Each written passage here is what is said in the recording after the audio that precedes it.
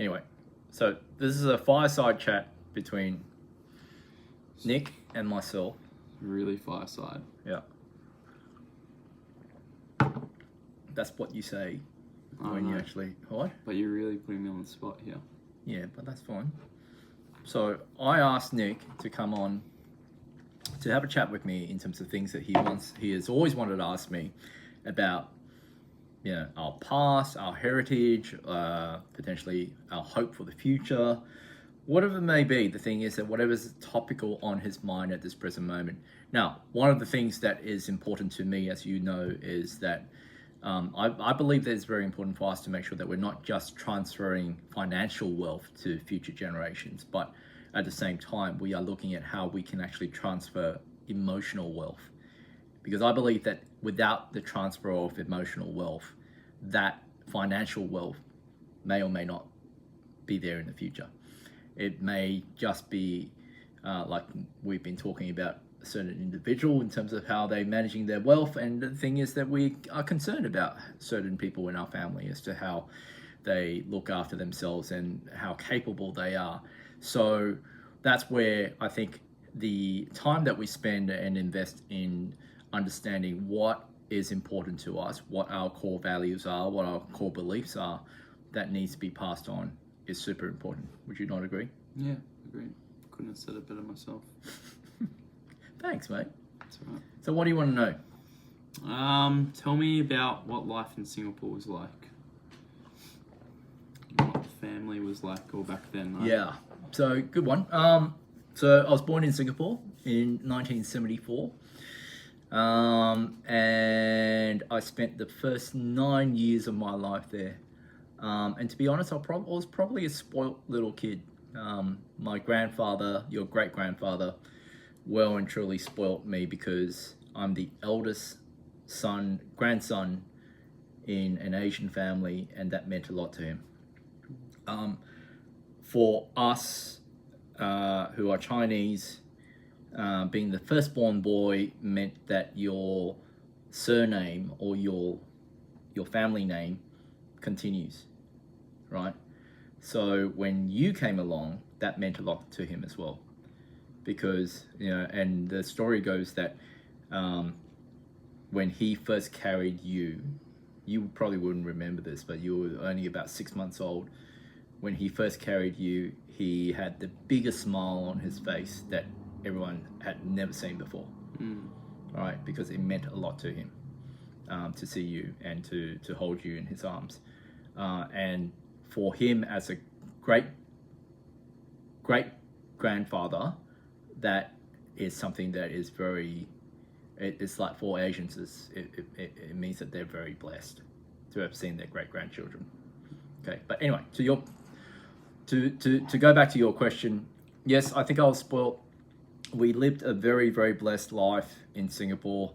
We had, nice homes, nice cars, nice everything. And I could remember, running around like crazy as a little boy on this huge compound in terms of the homes. We had 2 homes that were right next to each other. Your great-grandfather's home and as well as your grandfather's home, my family home. It is not far behind where Auntie Lily lives at this present moment. I'm not sure if you remember me bringing you behind there, showing you where the block was. But yeah, myself, your Uncle Ray, your Uncle Jason, we were the 3 boys that were well and truly spoilt and lived a very, very blessed life. What I remember is just being surrounded by family all the time. There wasn't a single day where we didn't have an auntie or an uncle or a relative or someone that was either helping with the cooking at home or with just looking after us, or just being there. The thing is that you didn't rely on childcare, or there wasn't such thing as childcare in Singapore, right? Childcare was pretty much your family.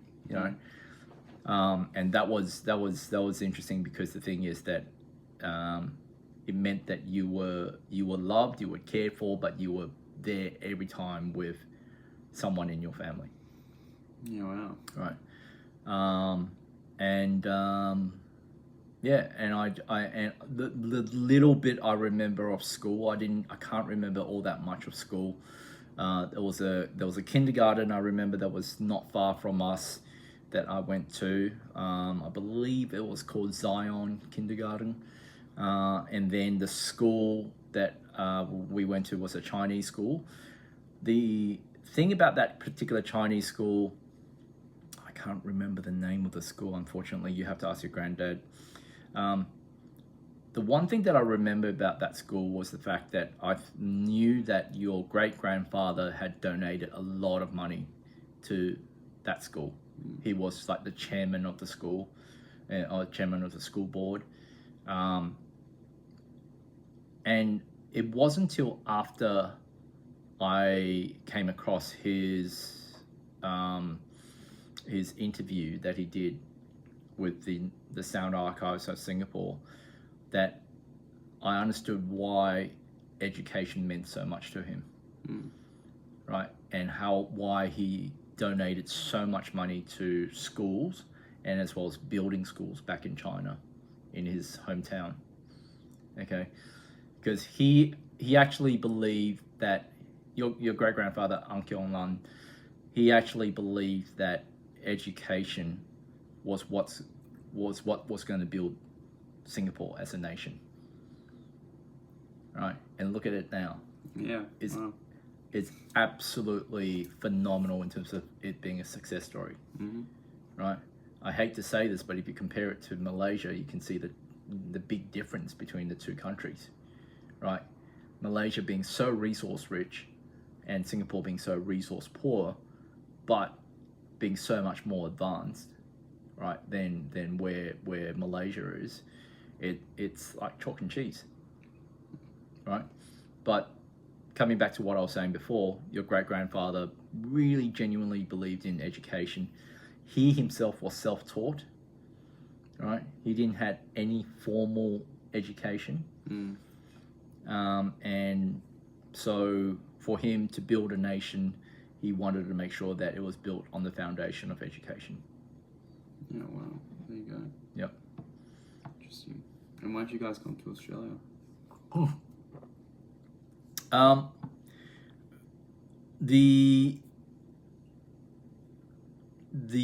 There's two versions of the story.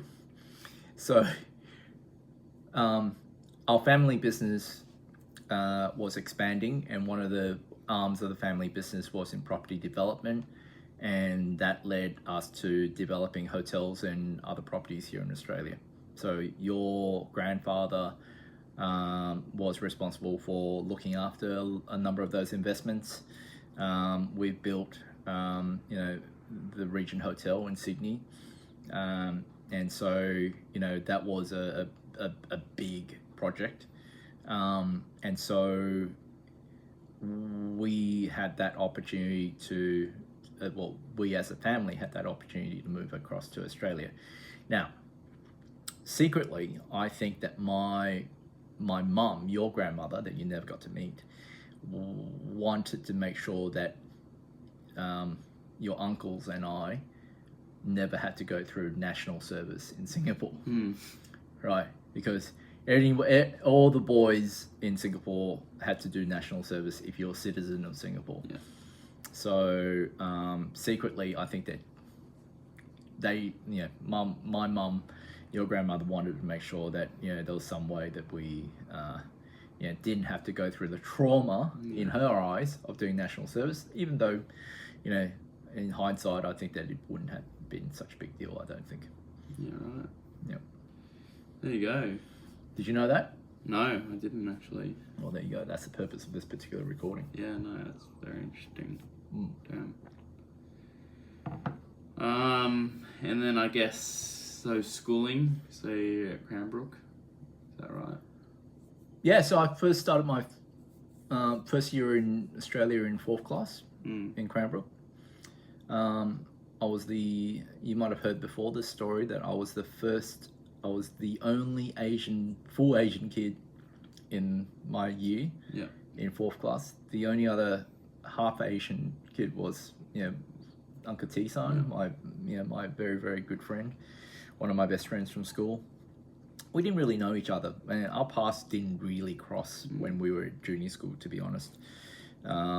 So I heard about this guy who has like a Chinese father and an Aussie mum, but I never really had that much to do with Uncle T-san back then.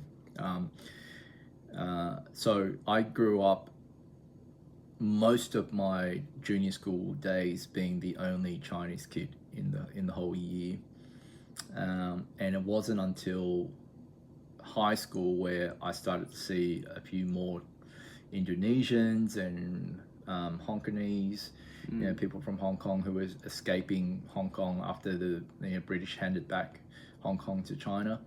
There was a whole bunch of people that started coming across, migrating to Australia.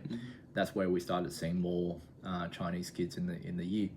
But yeah, I loved my time at school. I think faced a lot of I wouldn't say it's not outright racism, but it was bigotry. It was little snipey comments for people who didn't actually understand. Yeah.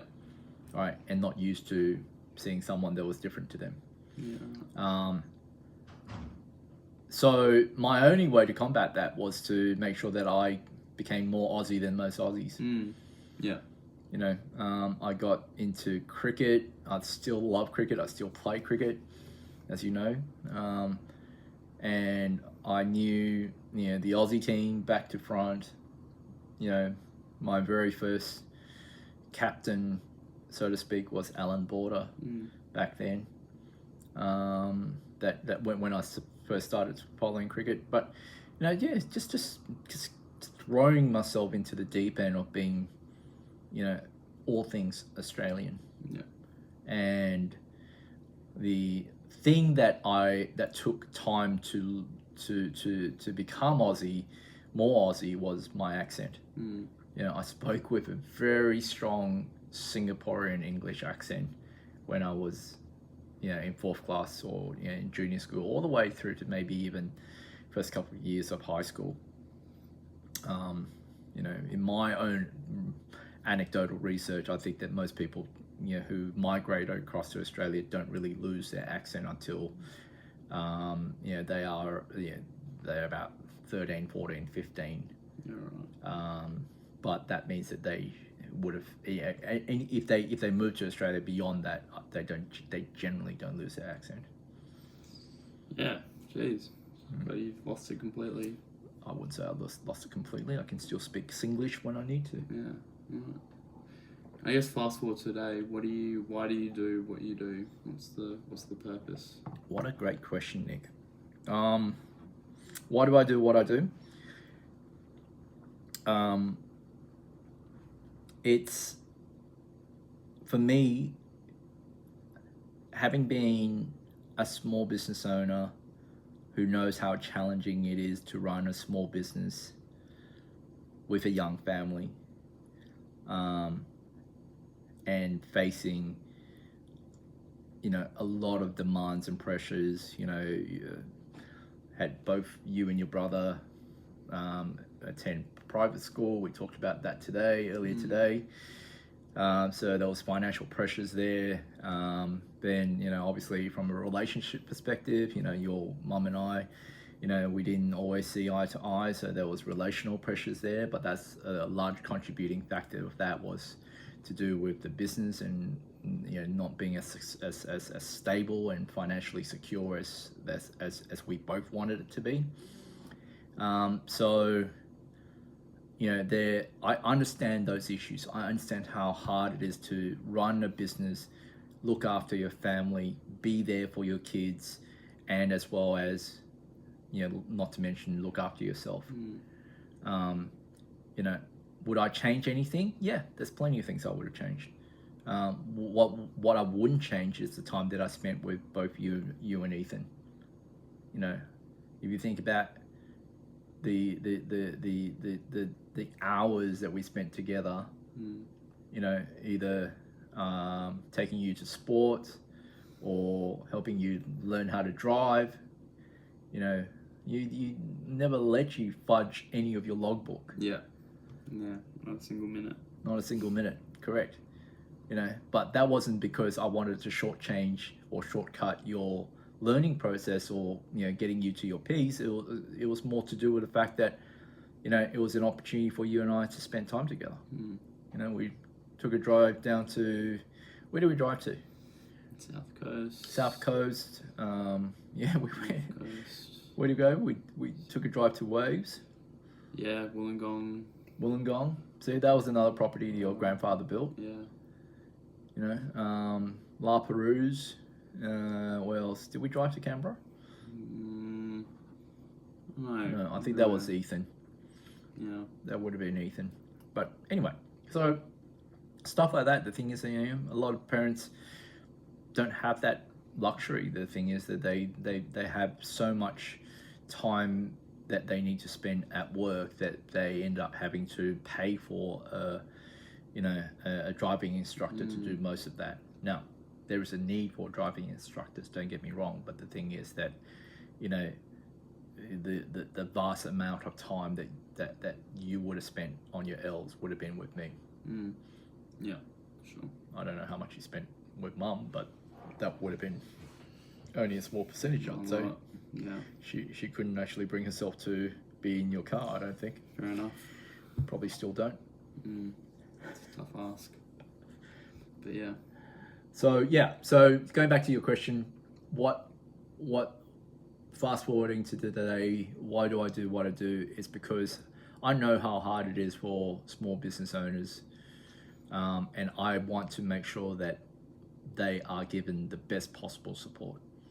They are given the right information to make the best possible decisions, but also they are surrounded by the right advisors, and they know what questions to ask those advisors, be it accountants, financial planners, you know, lawyers, you know, finance brokers, bankers, whoever it may be. And, you know, for me, my experience, I've dealt with all of those people. And as a small business owner, I know that there are things that are unique to small business owners that are not the same for someone who's just an employee. Yeah.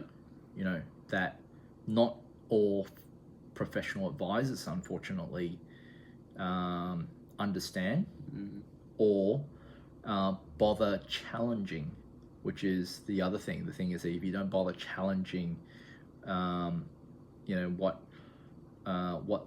the information that's given to you, sometimes you might be giving advice based on not the right information. Yeah. Right. So, having been a financial planner before, having been an executive coach before, or still am, I find that I'm in a very unique position for me to be able to make a difference to small business owners in Australia. And as you know, the thing is that the Australian economy is built on small business. You know, it's not big business that actually, you know, runs the economy. Without small business, you know, Australia wouldn't be where it is today. Yeah, right. Wow. Way to segue it into a wrap up. Why are you too tired? Yeah, I'm pretty exhausted. But it was good. Actually, learnt things that I just haven't learnt before. So that was good. Thanks for this fireside chat. Yeah. Cheers. Until next time.